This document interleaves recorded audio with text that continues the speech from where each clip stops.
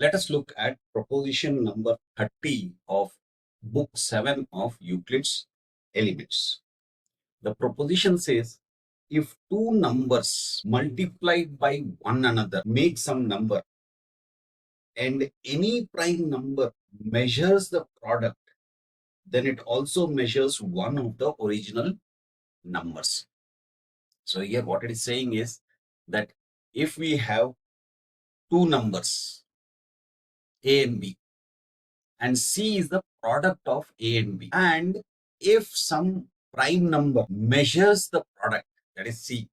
So if D is a prime number, if D measures C, then B would also measure one of these. So let's see how we can prove this.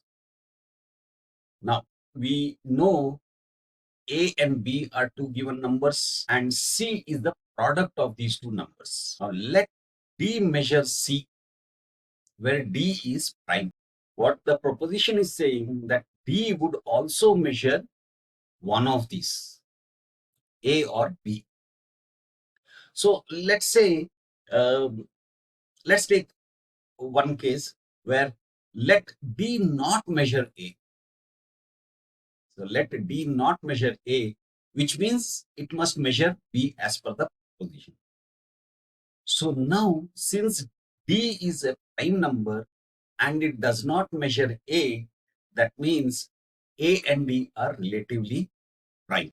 Let there be as many units in another number E as there are D's in C, which means D measures C based on units in E. Which means we can write this as C is equal to D times E. But C is equal to A times B also we have seen. So which means D times E is equal to A times B. Based on one of our previous propositions, we know that if four numbers are given and products of two and two numbers are equal, then we have a proportion. So D is to A is equal to B is to E. Now we know D and A are relatively prime. So that means since they are relatively prime, they are the least numbers. That means D and A measure the numbers having the same ratio, and the numbers having the same ratio are B and E, the same number of times. So that means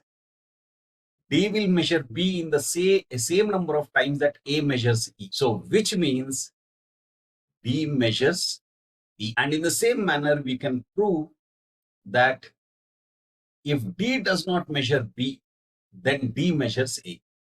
Because here in this particular case, we started off by saying let D not measure A, and we ended up with D measures B. So if it doesn't measure A, it must measure B.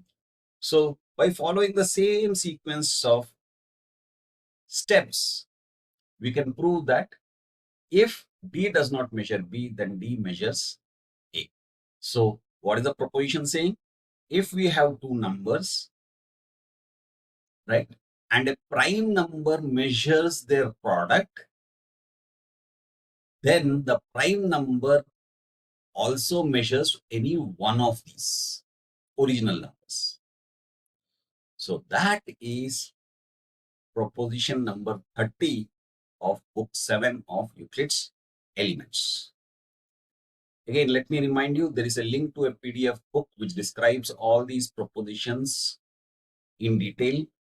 Please feel free to download it, refer to it, and if you think somebody else can also benefit from it, please do share. That's it for now.